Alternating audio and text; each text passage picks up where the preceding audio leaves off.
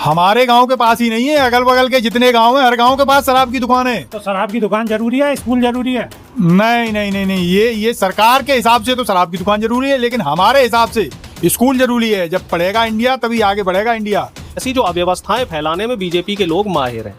BJP, आप किसी भी गांव में और किसी भी मोहल्ले में चले जाओ, आपको सरकारी अस्पताल नहीं मिलेगा, सरकारी स्कूल नहीं मिलेगा, सामुदायिक केंद्र नहीं मिलेगा, पार्क नहीं मिलेगा सुव्यवस्थित तरीके से। लेकिन आपको क्या मिलेगा? शराब का ठेका मिल जाएगा, वहाँ पर आरएसएस की मंडली मिल जाएगी, आसपास में कोई एक मठ मंदिर सा बना लेंगे और वहाँ पर वही चंदा चोरी का सिस्टम होगा। यानी कि जो बेसिक चीज़ें हैं जो कांग्रेस ने दी थी, वो बेसिक चीज़ों से जनता का ध्यान हटाकर जो उन्माद है, जो धार्मिक उन्माद है और शराब के नाम पर जो वैसा नशाखोरी है, उसको बीजेपी बढ़ावा दे रही है।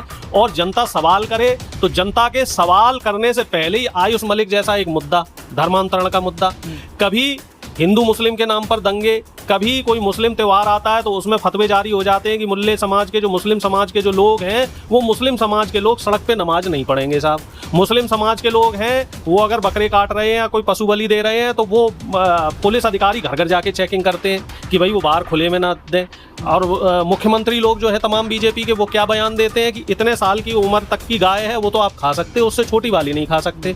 गाय खाओगे या कोई मांसाहार करोगे तो घर के अंदर कर सकते हो, घर के बाहर नहीं कर सकते। क्या मुख्यमंत्री पद पर बैठे हुए किसी भी व्यक्ति को जिसने संविधान की शपथ ली है, इस तरीके से सांप्रदायिक बात वो भी खुले मंच पर कहनी चाहिए? आप अस्पतालों में दवा नहीं है और स्वच्छ पानी पीने के लिए नहीं है उत्तर प्रदेश में, लेकिन सरकार ने गांव-गांव के अंदर शराब की दुकानें खोल दी हैं। वहाँ स्वच्छ पानी भी है, बोतल में मिलेगा आपको, और सुबह ही सुबह 6 बजे आप सेवन कर सकते हो। क्या कहोगे? देखो, ये सरकार लोगों को कहीं ना कहीं डाइवर्ट करके रखना चाहती है हर समय। इस समय जो बारिश का सीजन आने वाला है, कुछ फसलों की बुआई चल रही है, तो गांव में किसान को खाद नहीं मिल रही। अब वो सरकार से प्रश्न न कर दे तो घुमा फिरा के ये हिंदू मुस्लिम पे ही डिबेट को ले जाते हैं। जुलाई शुरू हो गई है, आज से स्कूल में एडमिशन कराने चाहिए। पूरे सरकारी अमले का जोर होना चाहिए कि ज़्यादा से ज़्यादा बच्चे हमारे स्कूल जाएं, उनके एडमिशन हों। लेकिन नहीं साहब, बच्चे स्कूल न जाएं, इसकी व्यवस्था करती है ये सरकार। तो ये बड़े अलग किस्म के लोग हैं। ये नहीं चाह रहे कि बच्चे पढ़ें, ये नहीं चाह रहे कि किसान फसल बोले अच्छी तरीके से, ये नहीं चाह रहे कि हम और आप खुशहाल हों। ये तो चाह रहे हैं कि बस हम और आप ऐसे ही गोल गोल गोल गोल उसमें घूमते रहें और अपनी जो ज़रूरतें हैं उनको भूल जाएं। हर समय हिंदू मुस्लिम करते रहें। तो ये एक दो मुद्दा ऐसा तैयार रखते हैं। तो जो अभी आप बात कर रहे थे आपके गांव के पास में शराब की दुकान है या नहीं है? हमारे गांव के पास ही नहीं है, अगल बगल के जितने गांव हैं हर गांव के पास शराब की दुकान है। तो शराब की दुकान जरूरी है, स्कूल जरूरी है? नहीं नहीं नहीं नहीं, ये सरकार के हिसाब से तो शराब की दुकान जरूरी है, लेकिन हमारे हिसाब से स्कूल जरूरी है। जब पढ़ेगा इंडिया तभी आगे बढ़ेगा इंडिया। ये स्लोगन बड़े जोर शोर से उछाला जाता है, लेकिन नहीं, अब इन्होंने दारू पिएगा इंडिया तभी जो है बर्बाद होगा इंडिया। इस रास्ते पर सरकार जो है देश के लोगों को ले जाना चाह रही है। सबसे बड़ी समस्या इस टाइम गांव में ये आ गई है कि जो ये एक स्कीम लेके आए थे, हर घर जल, तो गांव में इन्होंने जो गलियां थीं वो गलियां खुदवा दी, उनमें उल्टे सीधे पाइप भी डलवा दिए, लेकिन उनमें पानी नहीं आ रहा है साहब। तो जो बने बनाए रास्ते थे वो रास्ते भी खराब करा दिए इन्होंने। जुलाई का महीना है, बारिश आने वाली है, लेकिन उस पर ध्यान नहीं है। ये तो घुमा फिरा के हिंदू मुस्लिम, और अभी चंदा भी चोरी कर लिया है इन्होंने। तो न तो ये राम के सगे, न ये देश की जनता के सगे, ये तो ठगों की एक मंडली है जो इकट्ठी हो गई है और सरकार पे काबिज है। तो अब तो आप ये मान के चलिए कि जितनी जल्दी इस सरकार से निजात मिल जाएगी उतना ही देश के लोगों के लिए और देश के लिए अच्छा होगा।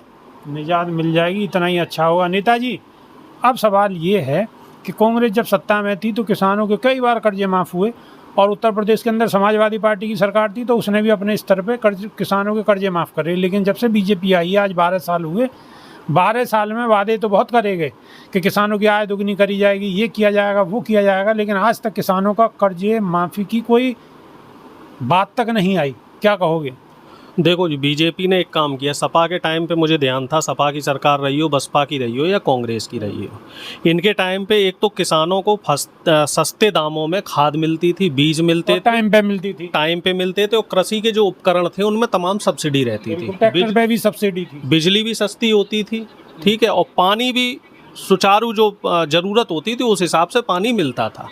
अब जब से बीजेपी की सरकार आई है, ना तो वो एमएसपी के नाम पे जो समर्थन मूल्य उसमें कोई वृद्धि हो रही है, जिस हिसाब से इन्होंने डीजल की कीमत बढ़ाई है उस हिसाब से समर्थन मूल्य नहीं बढ़ाया, और खाद के दाम बढ़ा दिए, बीज के दाम बढ़ा दिए, आपके जो इक्विपमेंट है उन पे सब्सिडी ख़त्म कर दी, ट्रैक्टर पे सब्सिडी ख़त्म कर दी, और कर्ज माफ़ी के नाम पे 10 रुपये, 20 रुपये, 50 रुपये ऐसे अकाउंट में के जो है वो स्क्रीनशॉट आजकल तैर रहे हैं। हाँ, किसानों को जो गुमराह करने वाली बात है उस पर नई तारीखें दी जाती हैं। जैसे एक तारीख इन्होंने 2014 में दी थी कि 22 में किसानों की आय डबल हो जाएगी।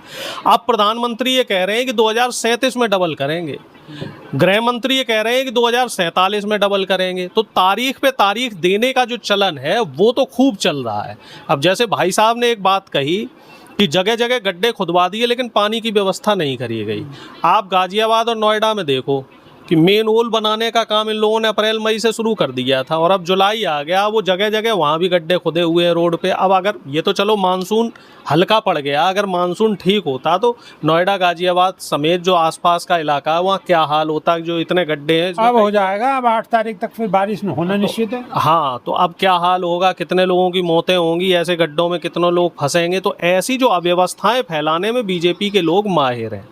बीजेपी, आप किसी भी गांव में और किसी भी मोहल्ले में चले जाओ, आपको सरकारी अस्पताल नहीं मिलेगा, सरकारी स्कूल नहीं मिलेगा, सामुदायिक केंद्र नहीं मिलेगा, पार्क नहीं मिलेगा सुव्यवस्थित तरीके से। लेकिन आपको क्या मिलेगा, शराब का ठेका मिल जाएगा, वहाँ पर आरएसएस की मंडली मिल जाएगी, आसपास में कोई एक मठ मंदिर सा बना लेंगे और वहाँ पर वही चंदा चोरी का सिस्टम होगा। यानी कि जो बेसिक चीज़ें हैं जो कांग्रेस ने दी थी, वो बेसिक चीज़ों से जनता का ध्यान हटाकर जो उन्माद है, जो धार्मिक उन्माद है और शराब के नाम पर जो वैसा नशाखोरी है, उसको बीजेपी बढ़ावा दे रही है। और जनता सवाल करे तो जनता के सवाल करने से पहले ही आयुष मलिक जैसा एक मुद्दा, धर्मांतरण का मुद्दा, कभी हिंदू मुस्लिम के नाम पर दंगे, कभी कोई मुस्लिम त्यौहार आता है तो उसमें फतवे जारी हो जाते हैं कि मुल्ले समाज के, जो मुस्लिम समाज के जो लोग हैं, वो मुस्लिम समाज के लोग सड़क पे नमाज नहीं पढ़ेंगे साहब। मुस्लिम समाज के लोग हैं वो अगर बकरे काट रहे हैं या कोई पशु बलि दे रहे हैं तो वो पुलिस अधिकारी घर घर जाके चेकिंग करते हैं कि भाई वो बाहर खुले में ना दें। और मुख्यमंत्री लोग जो है तमाम बीजेपी के, वो क्या बयान देते हैं कि इतने साल की उम्र तक की गाय है वो तो आप खा सकते हो, उससे छोटी वाली नहीं खा सकते। गाय खाओगे या कोई मांसाहार करोगे तो घर के अंदर कर सकते हो, घर के बाहर नहीं कर सकते। क्या मुख्यमंत्री पद पर बैठे हुए किसी भी व्यक्ति को जिसने संविधान की शपथ ली है इस तरीके से सांप्रदायिक बात वो भी खुले मंच पर कहनी चाहिए? आप दबे छुपे कहो। पहले भी बीजेपी के नेता थे 2014 से पहले, वो भी धार्मिक राजनीति करते थे लेकिन वो दबे छुपे करते थे। नेताजी, आप खुले मंच की बात कर रहे हो, अगर मुस्लिम 4 आदमी भी अगर नमाज पढ़ने बैठ जाएं अपनी छत पे तो उनकी गिरफ्तारी हो जाती है। लेकिन अब कांवड़ यात्रा शुरू होगी और कांवड़ यात्रा पे मुख्यमंत्री को हेलीकॉप्टर फूल बरसा करेंगे। हजारों की संख्या में कांवड़ियों के नाम पे हमारे दलित पिछड़ों के लड़के जो है उसमें जाएंगे। और पिछली साल तो मैं देख रहा था 10-10, 12-12 साल के बच्चे 20-20, 25-25 लीटर की कैन लेके जा रहे थे और उन्हें मालूम भी नहीं था कि हम क्या करने जा रहे हैं। बस ये धार्मिक उन्माद चल रहा है। धार्मिक उन्माद में आप भी शामिल हो लो। पुलिस के लोग आपकी सेवा करेंगे, बड़े बड़े धन्ना सेठ लोग हैं वो आपकी सेवा करेंगे, भोले भोले करके उनके घर की औरतें आपके पैर दबाएंगी। तो ये बड़ा सुख मिलेगा इनको, क्योंकि साल के 11 महीने तो इन लोगों को नौकरी नहीं है, इनके पास ना रोजगार है, इनके पास सिवाय कुंठा के कुछ नहीं है। तो ये 1 महीना ऐसा आता है जिस महीने में इन लोगों को सरकारी दामाद बनाकर योगी आदित्यनाथ जी धार्मिक उन्माद में फंसा के रखते हैं। और उसी उन्माद का मजा इस समय जो हमारा दलित समाज है, पिछड़ा समाज है, बहुजन समाज है, वो ले रहा है। और उसका फायदा कौन उठा रहा है? बीजेपी उठा रही है।